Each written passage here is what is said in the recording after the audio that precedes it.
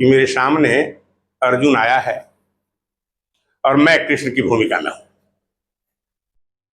अर्जुन के मन में बहुत सारे प्रश्न, पूरा गीता इसी पर टिका हुआ है। अर्जुन के मन में जो प्रश्न है वो बालकों के भी प्रश्न है, बड़ों के भी प्रश्न है। ऐसा कोई प्रश्न नहीं है जिसे अर्जुन नहीं उठाते हैं। और 18 दिन का जो पूरा का पूरा आयोजन चल रहा है, अब सोचिए कि ये सारे के सारे प्रश्न आ रहे हैं उसमें। अभी आप लोग विद्यार्थी के रूप में यहाँ थे, लंबे समय से आप लोग अपना कुरुक्षेत्र लड़ रहे हैं। जीवन कुरुक्षेत्र है।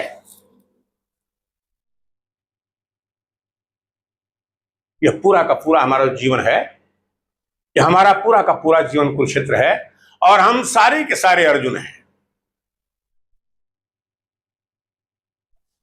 और ये जो लड़ाई है, जो आपको सिखलाई जा रही है यहां सारी चीजें,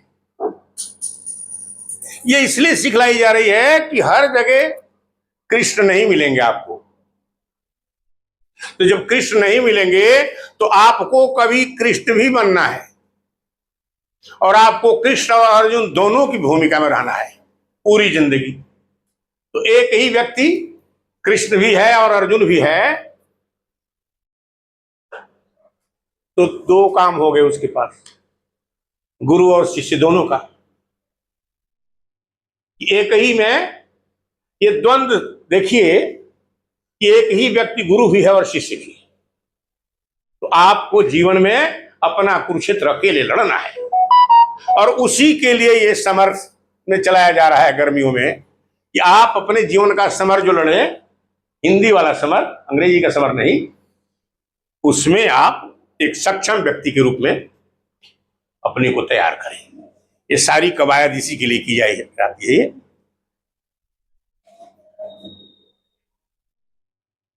मेरी एक पुस्तक है, ये मैं चलते समय ध्यान आया मैं, ये मेरी पुस्तक है, भारत सरकार ने 2012 में इसको छापा था।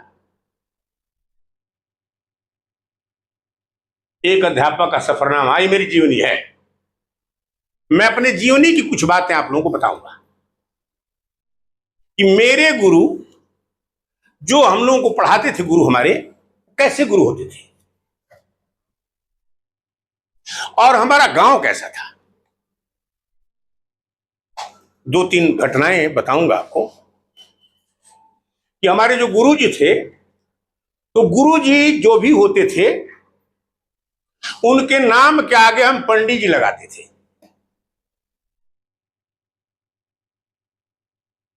नाम के आगे वो पंडित जी लगाते थे, उनके नाम के आगे, चाहे उनकी जाति कोई भी हो। तो जो हमें गणित पढ़ाते थे उन गुरु जी का नाम था बचन राम, और वो आज की भाषा में शेड्यूल्ड कास्ट जिसको कहते हैं उस श्रेणी से थे।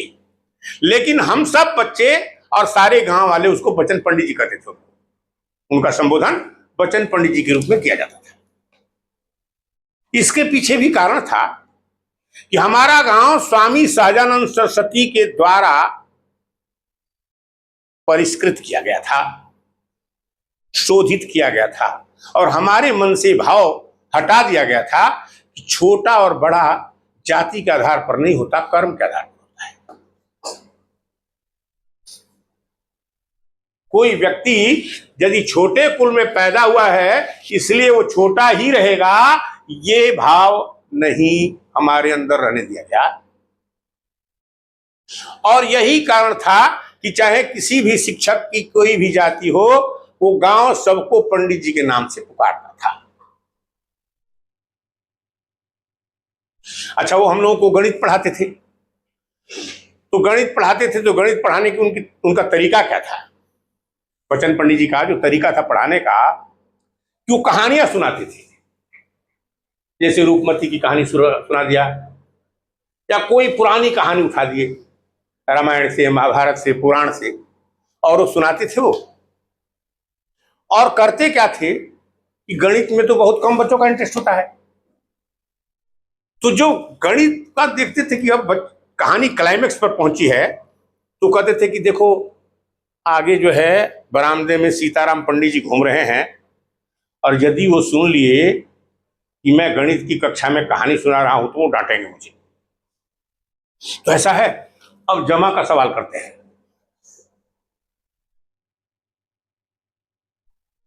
अब तीसरी चौथी क्लास के बच्चे जमा का सवाल पूरा अपना। अच्छा, आपको तो चूंकि कहानी का लास्ट बचा हुआ है, अभी करते क्या थे कि कहानी को क्लाइमेक्स पर ले जाकर छोड़ देते थे, तो आपके मन में तो है कि भाई कहानी का क्या हुआ, लेकिन अब पढ़ाई का भी रह गया था। तो पढ़ाई वो पूरी करते थे पहले, और फिर जा करके जब पढ़ाई का काम खत्म हो जाता था तब कहते हाँ भाई कहानी कहां छूटी।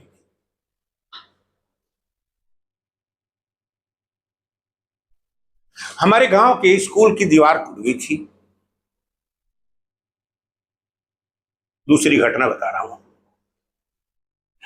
और हम लोग बागवानी करते थे, तो बागवानी में गेंदे का फूल, कभी मूंगफली की खेती कर देते थे।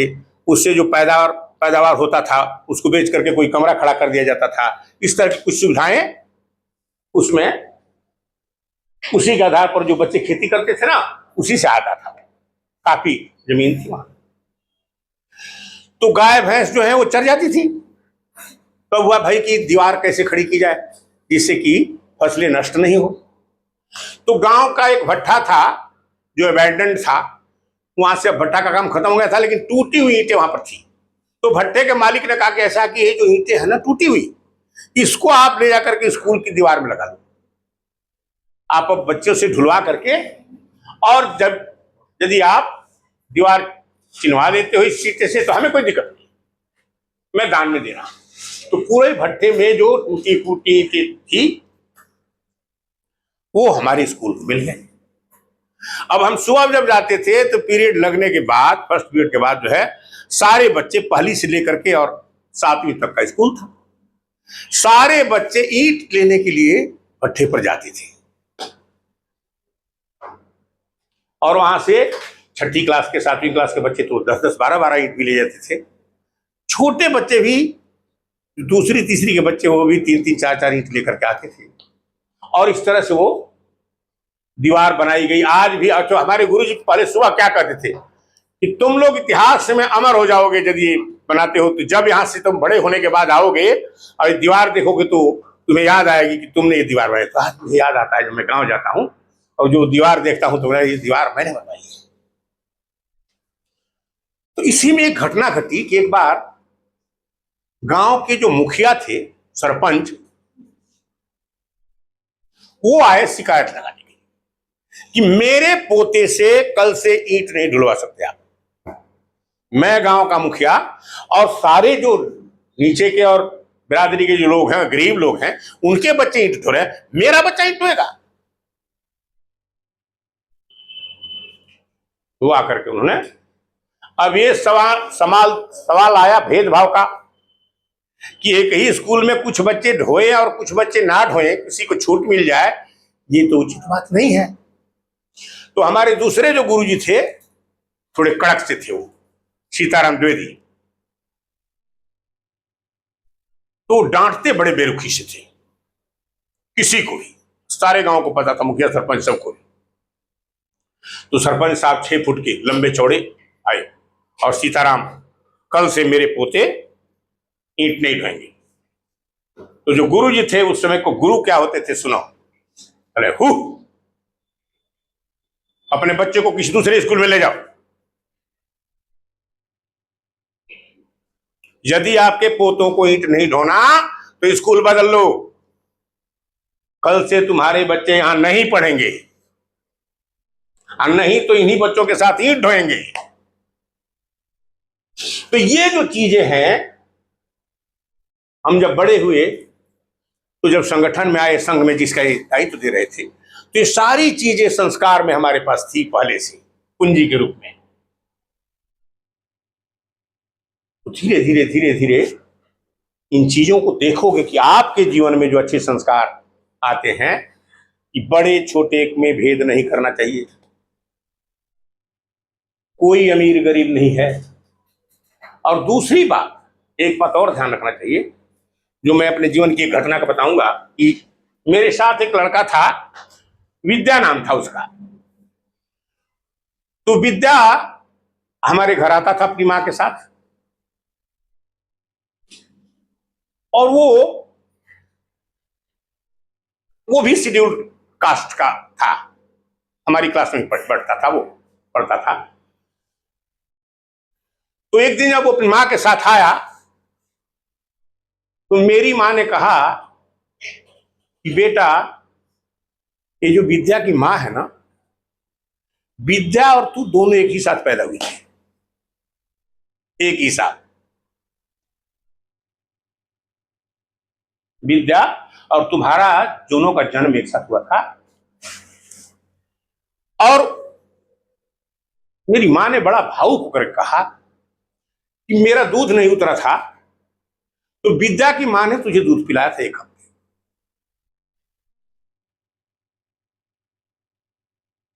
जो सामने दरवाजे पर खड़ी थी, विद्या की मां भी खड़ी थी और विद्या भी खड़ा था। मैं उस समय चौथी क्लास में था। अब मैं चौथी क्लास में मेरे मन में जो भाव पैदा हुआ आप लोगों को शेयर करना चाहूंगा मैं। तो मेरे मन में जो भाव आया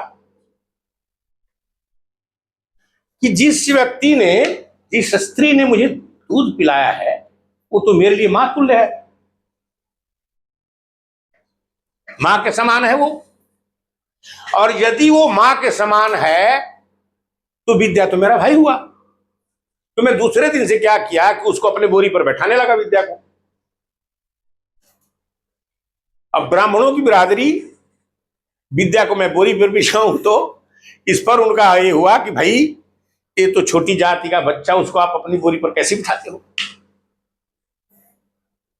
ये शिकायत मेरी बहनें थी, साथ में पढ़ती थी हमारे, मनोरमा थी और एक और हमारे चाचा की लड़की।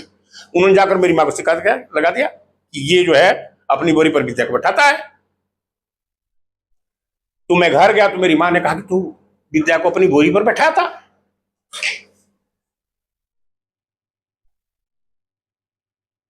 तो मैंने कहा मां, तूने ही तो कहा था कि इसकी मां ने मुझे दूध पिलाया था।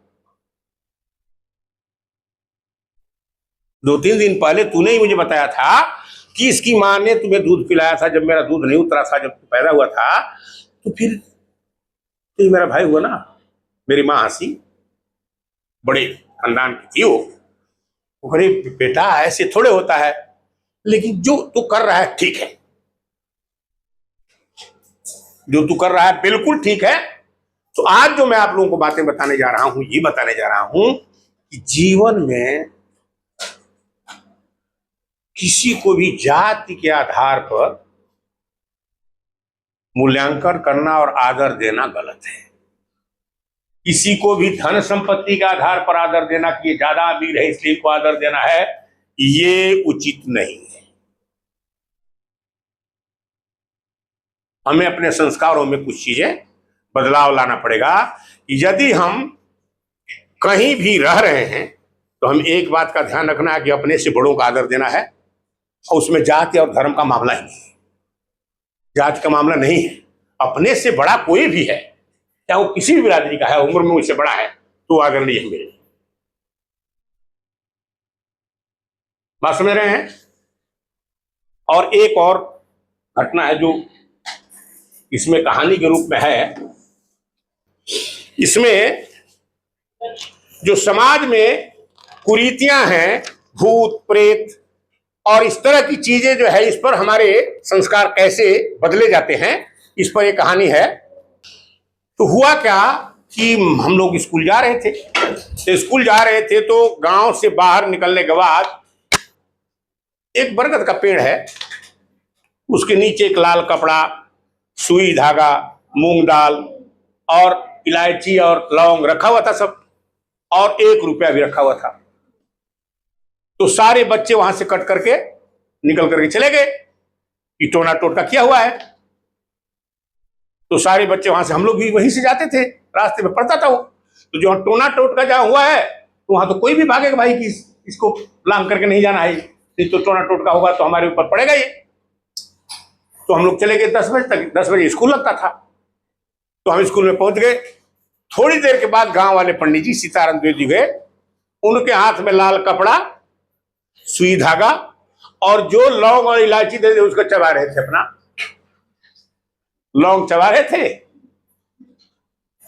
मुझे बुलाया उन्होंने, मेरे साथ उनका ज्यादा था ये लाड़ प्यार, तो बुलाया उन्होंने, बोला क्या है, ये लाल कपड़ा ले जा, इसमें लड़कियां जो है सिलाई कढ़ाई सीखेंगी और ये सुई धागा भी है, और ये ले इलायची।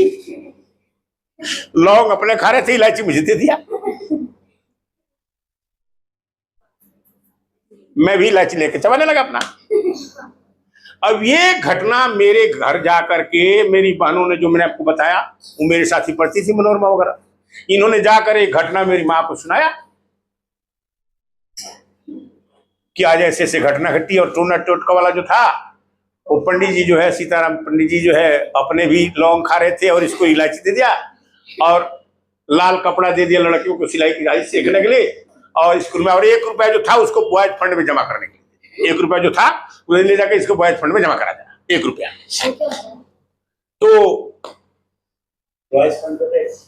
हाँ, एक फीस होती है जिसमें गरीब बच्चों के लिए सहायता दिया जाता है जरूरत पड़ने पर, उसी में जमा कर दिया गया कि भाई वो रुपया वहां चला गया जी। तो जब मैं पहुंचा तो माता श्री जो है बिल्कुल काली का रूप धर के खड़ी थी घर में, और गालियां उनको भी, देवर लगते थे वो, अरे माता श्री के चाचा थे मेरे वो उनमें के, तो देवर लगते थे, तो उनको भी 2-4 गालियां अच्छी तरह से काढ़ा उन्हें मारना। और उनको 2 बेटियां थी, कल इसीलिए इसको बेटियां हो रही हैं, इसके पास जो है, इसको जो है कोई कानून ये समाज को नहीं मानता, टोना टोटका नहीं मानता, इसलिए इसकी 2-2 बेटियां हुई हैं, और आगे भी इसको ऐसे ही हो गई। और तू तो पता नहीं तेरे 1 हफ्ते के अंदर क्या हो जाए। तो 1 हफ्ते बीत गए, 1 हफ्ते तक मैं जिंदा था। 8वें दिन मैं माता जी के पास गया, मैंने कहा मां मैं तो जिंदा हो गई। इसका मतलब टोने टोटके वाला टंटा ये फेक है और ये उचित नहीं है ये मामला। तो ये संस्कार हमें बचपन में सीताराम द्विवेदी ने डाला है।